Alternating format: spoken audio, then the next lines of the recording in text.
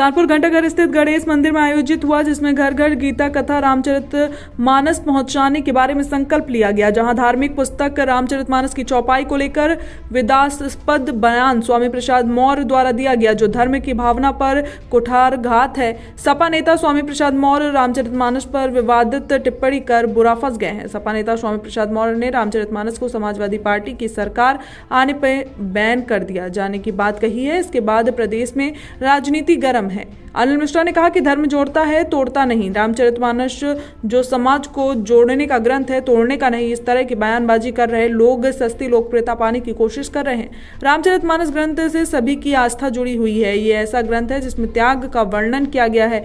जहां श्री राम प्रभु ने कोल, भीलो और सबरी को गले लगाया, वहीं निषाद राज और श्री राम प्रभु की मित्रता का सबसे बड़ा प्रमाण भी है।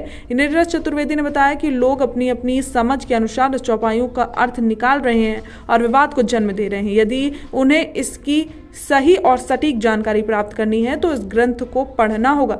सिर्फ एक चौपाई का अपने हिसाब से अर्थ निकालकर उस पर टिप्पणी करना उचित नहीं है। जहां प्रत्येक चौपाई का अर्थ समझाया गया है, यदि उसका अध्ययन कर लिया तो सारी स्थितियां स्पष्ट हो जाएंगी। इस अवसर पर पनकी मंदिर महाराज कृष्णदास, अनिल मिश्रा, पूर्व विधायक नीरज चतुर्वेदी, राकेश तिवारी, अजय पोरवाल, भोलानाथ शुक्ला, लक्ष्मी कोरी, आशु टंडन, विनीत मिश्रा, रमन शास्त्री, अमरनाथ गुप्ता, सतीश तिवारी, राहुल सिंह, मंगला चतुर्वेदी आदि लोग मौजूद रहे।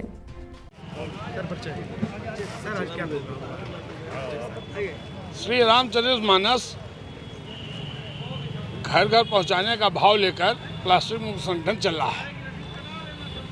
इधर कुछ सिरफिरे लोगों ने अनर्गल प्रतिक्रियाएं की श्री रामचरितमानस को लेकर, जिससे मन उद्वेलित हुआ और ये लगा कि इन सिरफिरे लोगों का विरोध करने से अच्छा है कि हम श्री रामचरितमानस को घर घर तक पहुंचाएं। हमारा आपका सबका भाव श्री प्रभु राम जी के चरणों में है। हमारा मानना यह है कि कण कण में राम, हर मन में राम, हर घर में राम। फिर रामचरितमानस को घर घर पहुंचाने का संकल्प लिया है। हम 51 ऐसे कैंप लगाएंगे और 51 कैंप के साथ साथ जिस दिन कैंप लगेगा उस दिन कम से कम 10 परिवारों में हम सपत्नीक जाएंगे। इस भाव के साथ इस कार्यक्रम को, यह दूसरा कार्यक्रम है, शीघ्र ही और भी कार्यक्रम होंगे।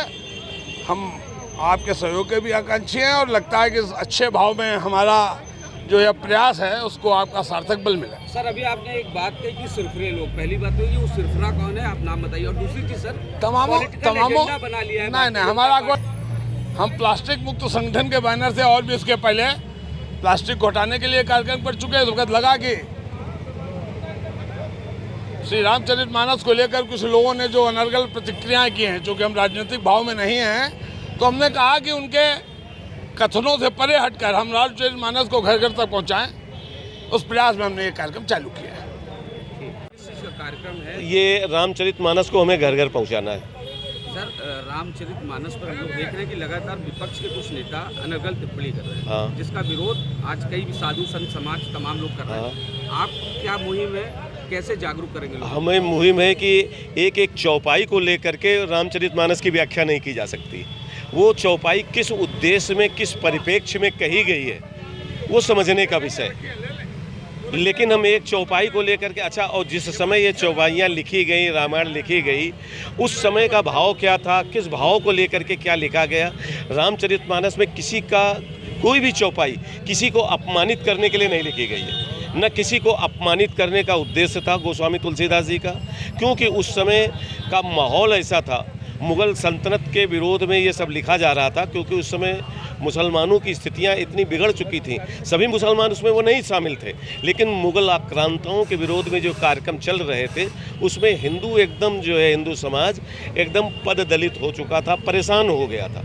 तो इसलिए रामायण को लिखा गया कि घर घर जा कर के लोगों के अंदर एक मनोभाव पैदा हो, लोगों के अंदर एक जागृति की भावना पैदा हो। लेकिन इधर कुछ लोगों ने एक एक चौपाई को लेकर के जो व्याख्या शुरू की वो गलत है। सर, आज कितने का भी एक विवादित बयान भी आया है कि जो रामचरितमानस से इससे सारी चौपाई अगर उनकी सरकार आती है तो रामचरितमानस को बैन कर दिया जाए। ये क्या बात है? ये क्या बात? ये बात उचित है? नहीं कहना चाहिए। ये हम तो सीधी बात कह रहे हैं कि जो हिंदू समाज धीरे धीरे एक हो रहा है उसको तोड़ने की प्रक्रिया है, बस उसको तोड़ने के। आज हमें कोई बता दे कि शहर में कौन किससे जाति पूछ रहा है, कौन किसके साथ क्या कह रहा है, कोई नहीं कह रहा, लेकिन इसको पुनः राजनीतिक मंच से दोबारा खोल दिया जाता है। आज हम कहते हैं कि शादी बारातों में कौन किससे पूछता है कि कौन किस जाति का है ना? तो ये गलत है, ऐसा नहीं करना चाहिए। इससे क्या हो रहा है, हिंदू समाज विखंडित होता जा रहा है। एक तो ऐसे ही पहले कमज़ोर था, और जो ईश्वर की कृपा से हम पुनः कह रहे हैं, ईश्वर की कृपा से जो एक हो रहा था उसको फिर पुनः लोग ऐसे लोग इसमें आगे आने का प्रयास कर रहे हैं जो पहले इसी में शामिल होकर के, क्योंकि उनकी पोजीशन कमज़ोर होती गई तो उसका उन्होंने विरोध करना शुरू किया।